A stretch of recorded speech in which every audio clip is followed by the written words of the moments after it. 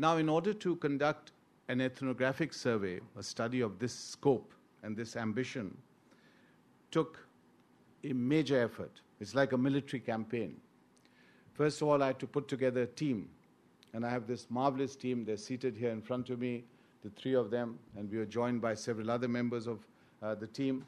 This particular team, these three had accompanied me earlier to the Muslim world. We went to the Middle East, to the Far East, to South Asia, and we came back to the United States, and we really realized that unless we also look at the Muslims in America, we won't fully be able to understand this complicated relationship between America and the Muslim world, which had assumed the form of something that was consuming us, vexing us, creating controversy in us, and heated debate. Switch on your television sets, is the news from Afghanistan or Iraq or Pakistan. Right now is General McChrystal. Is he going to be sacked? He's just meeting the president. What's going to be his fate? Directly linked to events over there. This is the Muslim world sucking in the United States of America, for better or for worse, but joined at the hip. What's happening over there is directly impacting our lives. We cannot isolate it anymore. So we put together the team. We made a plan to travel for about 1 year, which is a long period in the field. We went to 75 cities. We went to 100 mosques. And we didn't just go there and come out. We spent hours and hours and hours with the mosques, with individuals, talking to people. And we approached it as social scientists, which meant I had females in the team, I had males on the team. They would split up, boys going off talking to the imams, girls going off talking to the wives of the imams. And together we were able to put together what possibly is the most complete picture you're going to get of the Muslim community in the United States of America. So far, we've had excellent studies, but they may be the Dearborn community or women in the United States or the African American community. There are very few studies which combine the entire community, step back, look at it, and then put it in the context of American society and history. Because you can't study any community without the larger context of the society within which it operates. And therefore, of course, overnight, we had to become scholars of America, and which I wasn't. And these are, of course, American students and researchers. And I asked my researchers, I'd say, go to the libraries and make sure there are no books, because I could not believe that there's no such study in America. This is the superpower, after all. We know everything about everything. We know about what's going on the moon. We even know what's going on Mars now, and we are trying to locate life on other planets. And we don't know about our own Muslim community. Such an important community. Almost 7 million people. 2 congressmen. Some of the biggest American names, Muhammad Ali, Malcolm X, from the American Muslim community. What do we really know about them? How many books on them? And I was assured by my researchers, and I trust them a lot, that there is no such study. And if there are studies of this kind, please write to Frankie Martin at American University. So I'll very briefly give you 2 or 3 points which I thought were the most inspiring and the most challenging, and then I'll open it up to a Q&A. I'm sure you have lots of questions, and I'd be happy to answer them, and of course call on my excellent team to join me on this, because in a sense, this project is also a tribute and a compliment to the team. They represent really, for me, the best of America. Their commitment, their dedication, their hard work. And if I am in the Middle East Institute, we have some of the culture of the East and the Orient and the language of the East and the Orient. So I can say with confidence, if you find anything of merit, they take the credit. If there's anything to blame, I am to blame. So with that, what were the highlights? Some of the inspiring encounters we had. We found many Muslims, not just 1 or 2, many Muslims who would say, for us, this is the best place to be living in the world. This happened again and again, particularly in Utah, among the Mormons.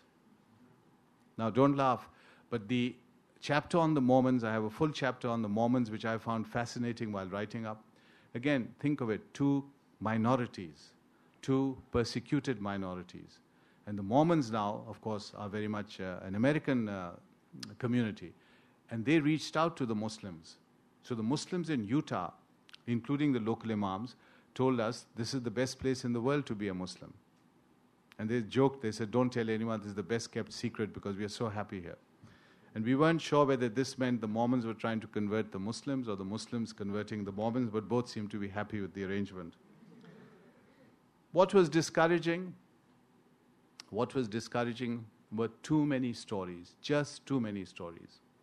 And as Americans, in this very distinguished academic, scholarly, intellectual center of Washington, all of you need to be aware of this. This is a challenge. The plight, the fate and destiny of this community will be a direct challenge to the idea of the United States of America. This is the subtext of the larger thesis of the book, that while this is an ethnography of America, it is also a test for America. Because if America means the vision of the founding fathers, which is reflected in the Constitution, reflected in the stirring words of the Declaration, there cannot be a compromise on it.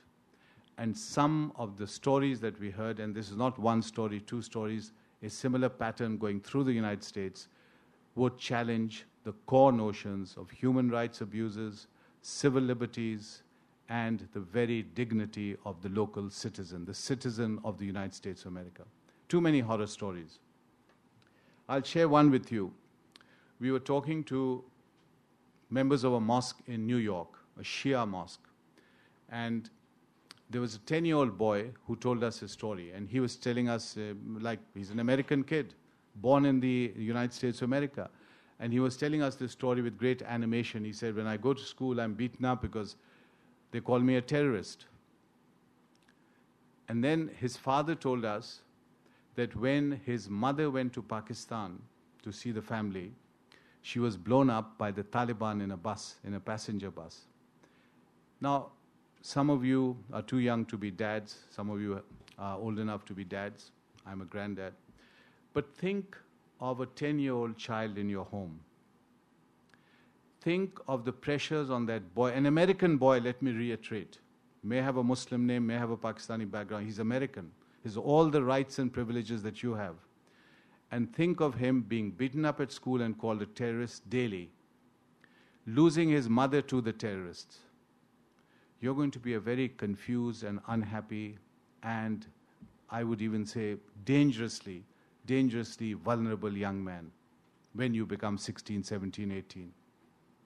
Now, when we talk of homegrown terrorists, that is the pool, the potential pool that this thing is going to come from. And I'm speaking as an anthropologist, but also an administrator who, as Wendy knows, has been in charge of some of the most difficult parts in the world, in the tribal areas of Pakistan. So, again, going back to what I had said about America, we need to be aware of the dangers. We need to be aware of the dangers to America on one very practical level. Homegrown terrorist means if something is blown up, we all get blown up. But on a more profound level, the challenges this poses to the notion of America itself. Again, what are the bonds between us and them? I have a fascinating section in the book. I found it fascinating, and I'm sure it is somewhat fascinating, if my team is to be believed, a comparison between Thomas Jefferson and Muhammad Ali Jinnah, the founder of Pakistan. And we have an excerpt from it in the Washington Post on the 4th of July. And you'll be amazed as Americans to what is common between these two men. Both lawyers, both founding fathers, both shaped a constitution, both have national monuments in the capital. Karachi used to be the capital of Pakistan. And both adhere to the law at all cost, rising above everything. It was the law, the constitution, that shaped society.